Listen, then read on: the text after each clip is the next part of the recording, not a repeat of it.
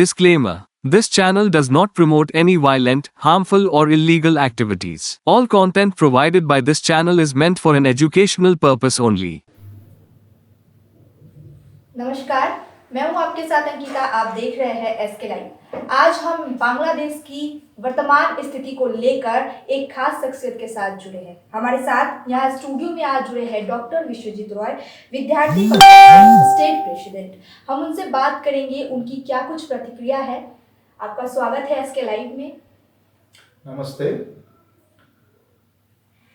Sir, जैसे कि वर्तमान स्थिति बांग्लादेश की पूरे देश में, सिर्फ बांग्लादेश ही नहीं, भारत और भारत के अलावा भी दुनिया के कई देशों में बांग्लादेश की वर्तमान स्थिति की घोर निंदा की जा रही है। इसको लेकर, चूंकि आप विद्यार्थी परिषद के स्टेट प्रेसिडेंट हैं, हम जानना चाहेंगे आप इस घटना को किस तरीके से देखते हैं। देखिए, बांग्लादेश का आज जो स्थिति है भयंकर है। अगर हम बताएं तो जैसे हम देख रहे हैं यहाँ पे सरकार बदलने के बाद जैसा चल रहा है, लगातार जो स्थितियाँ आ रहा है, जो जैसे न्यूज़ आ रहे हैं, तो हम लोग देख रहे हैं कि वहाँ जो संख्यालघु हिंदू है उनके ऊपर लगातार अत्याचार चल रहा है, घर जलाया जा रहा है। मतलब जो वहाँ पे जॉब करता है वो भी सिक्योर नहीं है। मतलब अभी बांग्लादेश का स्थिति इतना बिगड़ गया है, खुद सरकार को ही संभालने, सरकार जो है वो मेरे ख्याल से हम लोग जैसे देख रहे हैं, सरकार भी संभाल नहीं सक रहा है ठीक ठाक। तो हम जानना चाहेंगे कि एक जो आरएसएस है बांग्लादेश में अल्पसंख्यकों के लिए किस प्रकार से अपनी भूमिका निभाता है या निभाने की उनकी आगे की कुछ भावना है। देखिए, हमारा संघ से मतलब एकदम क्लियरली बताया गया है कि जो बांग्लादेश में हिंदू संख्यालघु के ऊपर अत्याचार हो रहा है वो बंद करना चाहिए। इसके लिए बांग्लादेश सरकार से आवेदन भी किया गया है। भारत सरकार से भी हम लोगों ने आवेदन रखा है और पूरा विश्व में भी हम लोगों ने ऐसा कुछ बताया कि ये बंद होना चाहिए, इमीडिएटली ये बंद होना चाहिए। हम जैसे कि देखते हैं कि वहाँ पर अभी फिलहाल जैसे कि घटना सामने आई थी, इस्कॉन पर हमला हुआ, इस्कॉन को बंद करने की याचिका दायर की गई थी।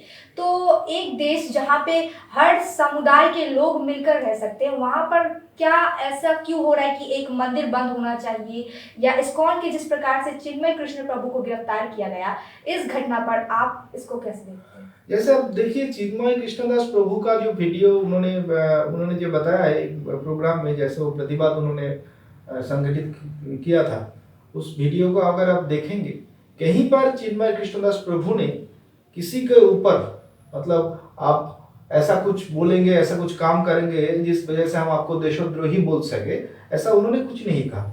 लेकिन ढाका एयरपोर्ट में एकदम इलीगल तरीके से उनको अरेस्ट कर लिया गया है। अभी जेल में है, हम लोगों ने देखा है जेल में उनको जो भोजन देने के लिए जो गया था उनको भी अरेस्ट कर लिया गया है। तो ये हमारा संघ का भी ये दावी है, हम लोग मांग करते हैं कि जल्द से जल्द चिन्मय कृष्णदास प्रभु को जैसे इलीगल तरीके से उनको अरेस्ट किया गया है उनको छोड़ देना चाहिए अविलंब, मतलब जल्दी से उनका मुक्ति हम लोग ने मांग किया है। उनका जो है जमानत याचिका खारिज कर दिया गया, और उनकी जिस दिन सुनवाई थी कोर्ट में कोई वकील नहीं पहुंचा उनकी तरफ से। हर कोई ऐसा सुनने में आया कि उनका केस कोई लेना नहीं चाहता, और अगली सुनवाई 10 जनवरी को की गई। यही तो हम लोग कहना चाहते हैं कि हमारा देश भारत है, यहाँ पे कोई जंगी भी, अगर कोई टेररिस्ट भी अगर कोर्ट में आते हैं तो उनके लिए भी हम लोग यहाँ पे लॉयर मिलता है, उनके लिए भी लॉयर खड़ा होता है। और अभी यहाँ पे एक सन्यासी जो है उनके लिए लॉयर नहीं मिल रहा है। जो लॉयर इसके पहले डेट में गए थे कोर्ट में, उनको उनके घर में जाके धमकी दिया गया है, उनको मतलब हैरेस किया गया है। और अभी तो ऐसे वो लोग मतलब ओपनली ऐसे बोल रहे हैं कि अगर चिन्मय कृष्णदास प्रभु का कोई जाएगा कोई लॉयर तो उसका वो जान भी ले सकता है। तो इसीलिए हमने देखा ये लास्ट जो डेट गया उस डेट में कोई मतलब एडवोकेट नहीं गया है, और 1 महीना जैसे पीछे चला गया इसका हियरिंग। तो ये नहीं होना चाहिए, ये नहीं होना चाहिए, ये भी अन्याय है। हम देखते थे अब तक कि भारत और बांग्लादेश की जो संबंध थे काफी नजदीकी संबंध थे। एकदम। वहाँ के पर्यटक यहाँ आना और यहाँ के लोग वहाँ, यहाँ तक कि अगर हम पढ़ाई के मामले में बात करें तो एजुकेशन सेक्टर के भी कई विद्यार्थी वहाँ से यहाँ पढ़ने आते हैं, यहाँ के वहाँ जाते हैं। तो क्या इस घटना को लेकर इस सब क्षेत्रों में भी प्रभाव पड़ेगा? हाँ, डेफिनेटली प्रभाव पड़ेगा, क्योंकि आपका बांग्लादेश का मतलब 71 में भारत का भूमिका क्या था। पूर्व पाकिस्तान से जब अलग हो गया बांग्लादेश, तो अलग होने में, बांग्लादेश को बचाने में, उनका स्वाधीनता मतलब फ्रीडम के लिए भारत का ही सबसे ज्यादा सहयोग था। भारत ने ही किया। उनका जो नेशनल एंथम है रविंद्रनाथ टैगोर ने लिखा है।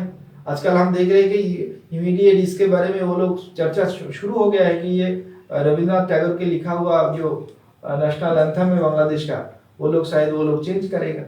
तो ऐसा स्थिति में स्टूडेंट्स मेडिकल लाइन में, सारे लाइन में तो प्रभाव हो रहा है। बहुत सारे स्टूडेंट है, हमने देखा है टीवी में कि एक स्टूडेंट गया था यहाँ से, फिर वहाँ पे पिटाई हुआ उनका।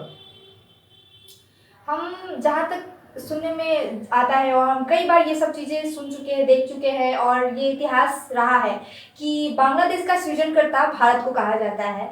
लेकिन अभी देखा जा रहा है कि कुछ भी वहाँ पे घटना होता है तो कहीं ना कहीं भारत को अपमानित करने में बांग्लादेश पीछे नहीं रहता। बांग्लादेश जो है भारत के नेशनल फ्लैग को कई बार रौंदते हुए देखा गया है, अपमानित करते हुए देखा गया है।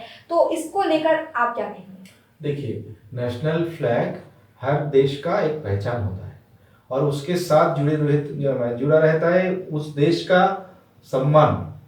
तो नेशनल फ्लैग वो कोई भी देश का हो, उसको रंग मतलब पैर से उसको कुचलना, ये घोर अन्याय है, नहीं करना चाहिए। तो जिसके पास शिक्षा नहीं है, जिस देश अभी उग्र कट्टरपंथी का हाथ में चला गया है, उस देश में तो ऐसा होगा। जैसा कि हमने देखा था कि तख्ता पलट के बाद से जो वहाँ की पूर्व प्रधानमंत्री रही अभी शेख हसीना, वो दिल्ली में हाई सिक्योरिटी में है। क्या यही कारण है कि भारत सरकार अब तक कोई निर्णय, ठोस कदम नहीं उठा पा रही है? देखिए, इसीलिए हम लोगों ने भी भारत सरकार से दरखास्त किए है कि बांग्लादेश के इशू को लेके जल्द से जल्द कुछ ठोस कदम लिया जाए। वहाँ का जो हिंदू संख्यालघु संप्रदाय है, उनको प्रोटेक्ट करने के लिए, उनको बचाने के लिए कुछ सही कदम लिया जाए। हम हमारे ख्याल से जरूर कुछ सरकार ने कुछ सोचा होगा, कुछ कर भी मतलब कुछ तो चल रहा है, होगा कुछ। ये तो हमारे विश्वास है कि सरकार कुछ करेगा। तख्ता पलट के बाद से 5 अगस्त से जो वहाँ पर जो 5 अगस्त के बाद से जो वहाँ पर हिंसा शुरू हुई थी, कहीं ना कहीं अभी तक चल ही रही है वो हिंसा। और देखा जा रहा है कि अल्पसंख्यकों को ही बार बार निशाना बनाया जा रहा है।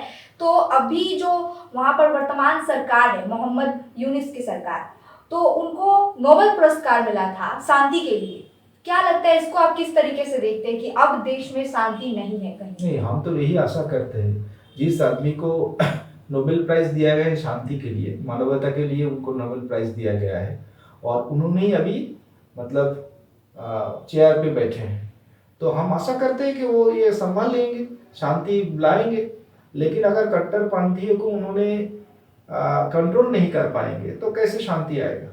अभी बांग्लादेश में जो जैसा स्थिति है, जैसे जैसे जहाँ संख्यालघु कम है, वहाँ वहाँ उन लोगों के ऊपर अत्याचार हो रहा है।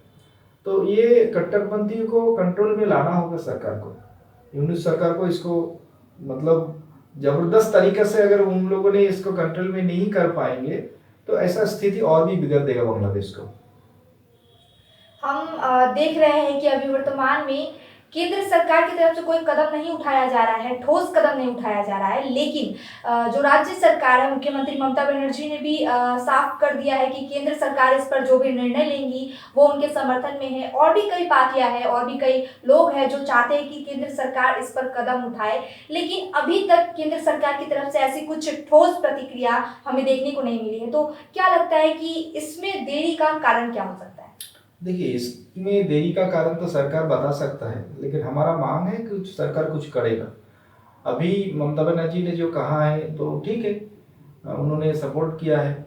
और हम लोगों ने खाली ममता बनर्जी वेस्ट बंगाल का चीफ मिनिस्टर को सपोर्ट करने के लिए नहीं देखा है, हमने त्रिपुरा में देखा है, असम में देखा है, सारे चीफ मिनिस्टर, वहाँ का गवर्नमेंट, हमारा भारत का सारे जो स्टेट गवर्नमेंट है सबको अभी सपोर्ट करना है, सेंट्रल गवर्नमेंट के साथ बैठना है, बातचीत करना है, सब मिलके कुछ ठोस कदम उठाना चाहिए, ये हमारा विश्वास है। सरकार, हमारे ख्याल से सरकार कुछ ना कुछ करेगा। हम देखते हैं कि भारत से ही बांग्लादेश को बहुत कुछ आयात निर्यात होता है, जिन पर कह सकते हैं कि उनकी आजीविका भी निर्भर करती है कहीं ना कहीं, आयात निर्यात यहीं से होता है उनका। अगर हम बात करें इन सब चीज़ों की, तो इन सब चीज़ों पर क्या प्रभाव पड़ेगा? जरूर प्रभाव पड़ेगा, क्योंकि बांग्लादेश में जो एक्सपोर्ट इंपोर्ट का बिजनेस हमारे यहाँ से जो जाता है, वहाँ से जो आता है, देखिए प्याज जाता है यहाँ से, आलू जाता है, तो बहुत सारे ऐसा कुछ एसेंशियल चीज़ जाता है भारत से, जो अगर बंद हो जाए तो बांग्लादेश में वहाँ मूल्य वृद्धि हो सकता है, वहाँ प्राइस इतना बढ़ जाएगा, तो इसका प्रभाव उस देश में पड़ेगा। जैसे आप भारत में देखेंगे तो उसका प्रभाव इतना भी भारत में नहीं पड़ेगा जैसा बांग्लादेश में पड़ेगा। तो ये अगर संपर्क दिन ब दिन बिगड़ते जाए, खराब होते जाए, तो इसका एक जबरदस्त प्रभाव बांग्लादेश में आएगा, भारत में आएगा लेकिन कुछ कम आएगा, बांग्लादेश में इतना प्रभाव पड़ेगा कि वो लोग सोच भी नहीं सकते हैं कि अगर इंडिया ने वहाँ से मतलब बंद कर दिया तो सब कुछ वहाँ पे बिगड़ जा सकता है। सर, आप क्योंकि आरएसएस राष्ट्रीय स्वयंसेवक संघ से जुड़े हुए हैं, हम जानना चाहेंगे कि इस प्रकार से जो वहाँ पर बार बार अत्याचार हो रहा है, उसको लेकर आप क्या संदेश देना चाहेंगे, आप क्या कहना चाहेंगे? देखिए, हम लोग, हमारा जो कहना है मैंने ऑलरेडी आपको बोल दिया है, हम लोग चाहते हैं जो बांग्लादेश का वर्तमान स्थिति है वो अविलंब, मतलब ये बंद होना चाहिए, इमीडिएट ये बंद होना चाहिए। और इसके लिए भारत सरकार, इसके लिए हमारे सारे स्टेट्स गवर्नमेंट, हम दरखास्त करते हैं कि आप लोग सहयोग कीजिए, सरकार से भी कुछ ठोस कदम उठाने के लिए हम मांग करते हैं।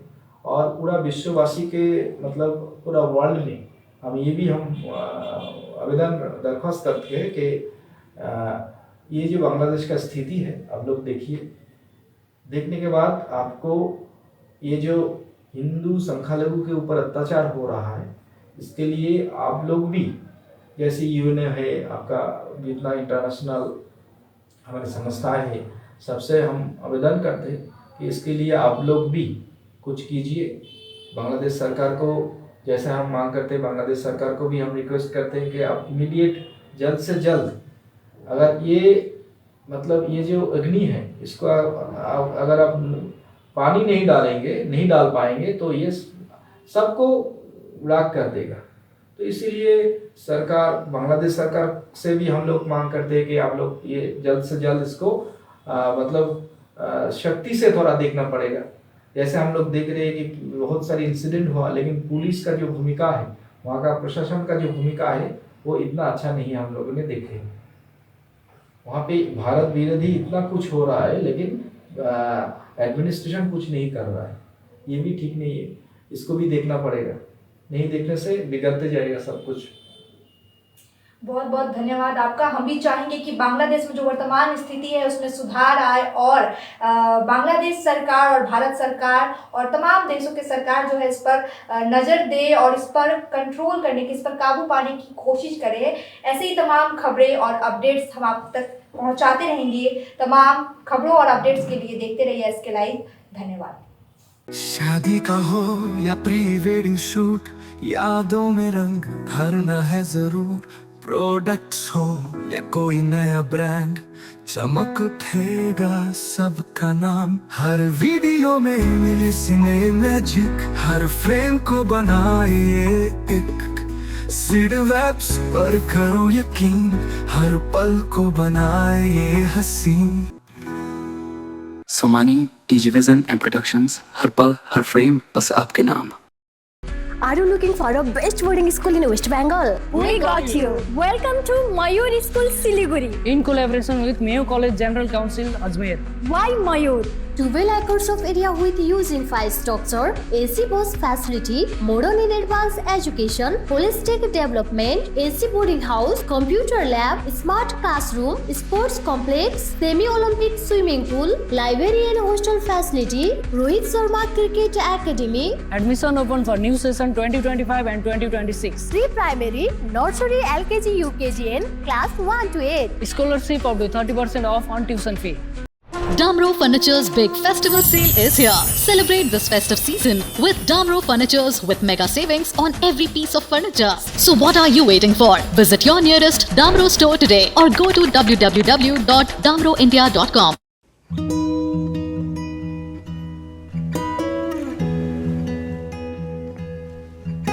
समय में रोपे को बिरु वाले बेला बेला मलजल पाए एक दिन रूख भैरो फलफूल दिन्छ त्यसरी नै एसआईपी मा ससानो रकम लगाउनु गर्दै गरी ती रकमहरू भविष्यमा ठूलो रूप लिन सक्छ एवं तपाईले धनवान पनि बनाउन सक्छ। घर बनाउन, उच्च शिक्षा लिन, सुख साधन किन्न, सम्मानित रिटायरमेन्ट जीवन जिउन होसमा जोश मिलाई एसआईपी में लगानी गरी भविष्य बनाउनुहोस्। म्यूचुअल फंड निवेश बाजार के जोखिमों के अधीन है। योजना से जुड़े सभी दस्तावेजों को ध्यान से पढ़ें। नागालैंड सरकार डियर 500 सुपर मंथली लॉटरी पहिलो पुरस्कार 2.5 करोड़ ग्यारेंटीड र धेरै धेरै पुरस्कारहरू। टिकट 500 रुपैयाँ। ड्र 14 डिसेम्बर। पहिलो पुरस्कार बिक्री भएका टिकटबाट। डियर 500 सुपर मंथली लॉटरीमा 2.5 करोड़ विजेता अनवर। के तपाई हुनुहुन्छ यसपालिको करोडपति? सॉरी पापा, मेरा सिलेक्शन नहीं हुआ। इट्स ओके बेटा, चलो दोबारा मेहनत करते हैं। सूर्या है, सुकून है।